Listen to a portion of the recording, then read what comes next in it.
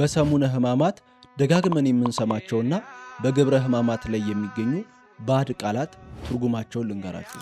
አንደኛ ኪርያላይሶን ነው።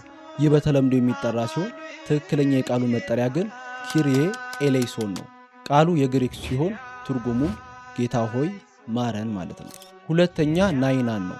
ቃሉ የቅብጥ ወይም ደግሞ የጥንቶች ግብፅ ቋንቋ ሲሆን ትርጉሙም ራራልን ማረን ማለት ነው። ሶስተኛ ትስቡጣ ቃሉ የግሪክ ሲሆን ትርጉሙም ጌታ ወይም ገዢ ማለት ነው። ትስቡጣ ናይናን ሲሆን ጌታ ሆይ ማረን ማለት ነው። አራተኛ እብኖዲ ቃሉ የቅብጥ ሲሆን ትርጉሙም አምላክ ማለት ነው። እብኖዲ ናይናን ሲሆን አምላክ ሆይ ማረን ማለት ነው።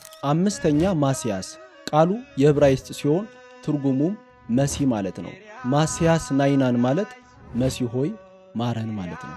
ስድስተኛ ታኦስ ቃሉ የግሪክ ሲሆን ጌታ ወይም አምላክ ማለት ነው። ታኦስ ናይናን ሲሆን ጌታ ሆይ ማረን ማለት ነው። እስኪ ሁላችሁም ኮመንት ላይ ጌታችን ሆይ ማረን እያላችሁ ጻፉ። መልካም የሰሙነ ሕማማት ሳምንት ይሆንላችሁ።